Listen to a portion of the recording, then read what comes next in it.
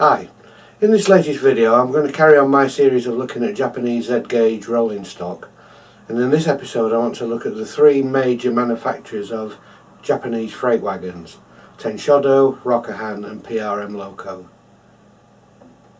Rokuhan and Tenshodo are fairly similar in quality and pricing. PRMloco are slightly cruder in detailing, but that's reflected in the cost that you pay for them new. Once again, there's a uniformity of packaging. Rokuhan use their standard crystal case that matches with the things that they put the locos in, and again the same sort of packaging with plastic inserts moulded to the shape of the body. Tenshodo, again, matching size boxes to the ones that we've already seen with the steam outline locos. And PRMloco have a smaller, fatter box, which again seems to be standard across their rolling stock range.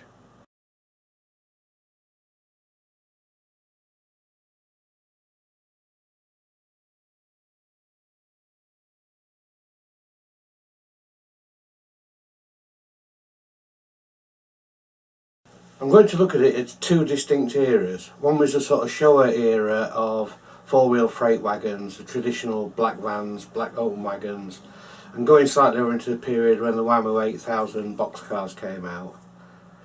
The other period I'm going to look at is the modern image of containers, depressed centre tank cars. Tenshodo's four-wheel van is the WAMU 90000. This is available in plain black in the black and orange express livery. Rokuhan have gone for the rib roof WAMU 7000, presently just available in plain black. The Tenshodo reefer is in the plain white livery and represents one of the 12,000 series of refrigerator cars.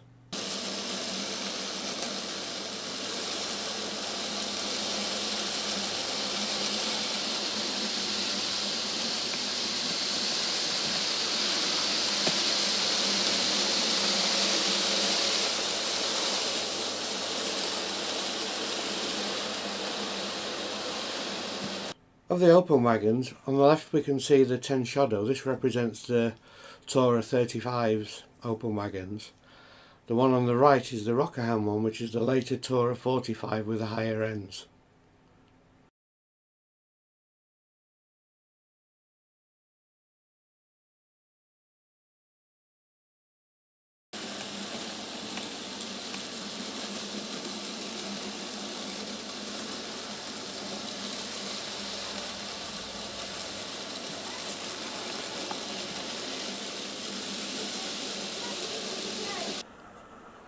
The Tenshodo brake vans are Wafu 29500.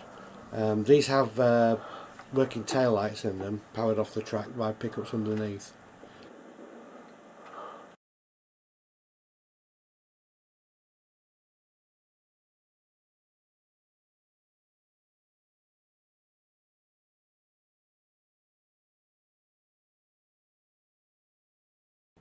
Rokuhan's Seki 6000 hopper, which comes in a twin pack, is supplied with either a limestone or a coal load. These are shaped to fit over the strengthening ribs that are moulded on the inside, but the load itself is quite disappointing, looking very artificial. First introduced in 1960, over 26,000 of the WAMU 80,000s were built and distributed throughout mainland Japan. These span the era from the steam era through to the modern day, and have only recently been finally withdrawn in any quantity. The PRMloco model comes in a 3-pack, but the paint finish is nowhere near as good as a Rokuhan or Tenshodo one, being quite bright and plasticky. These definitely benefit from being weathered down.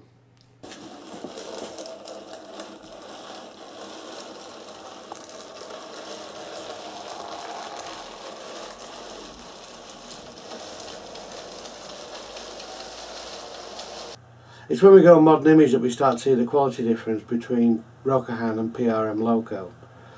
Both do a container flat car. PRMloco do the Koki 104, Rokuhan do the Koki 106. But whereas the Rokuhan one is painted and pad printed, the PRMloco one is in bare self-coloured plastic, so it tends to look a bit garish. The bogies are much nicer detailed on the Rokuhan ones. Both of the manufacturers do containers. PRMloco do the standard domestic short containers that I've seen in vast numbers all over Japan. Whereas Rokuhan, although they do some of them, tend to do some of the more exotic things. And also some international containers. These are quite exquisitely printed, they're really, really nice. And I use them both on the Japanese layout when I'm running it as Japanese, but also I use them on Shasta, my big American new piece Southern Pacific layout. Sat on American container cars as well.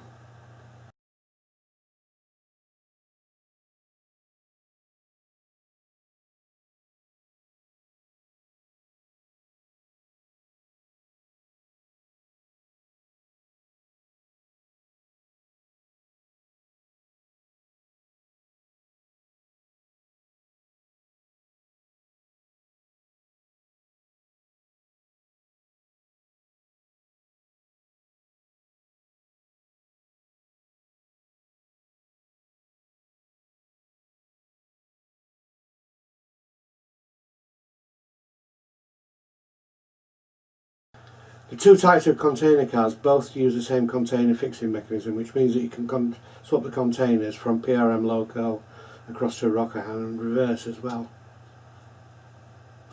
Again, the PRM ones are going to benefit from some judicious weathering, particularly to do the containers in slightly different variations of weathering to break up the overall uniformity of the train.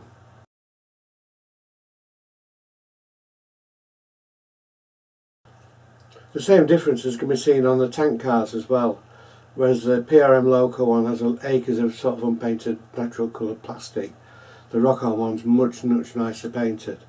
There's also a quantitative difference in the detailing on the bogie and the underframes between the two manufacturers.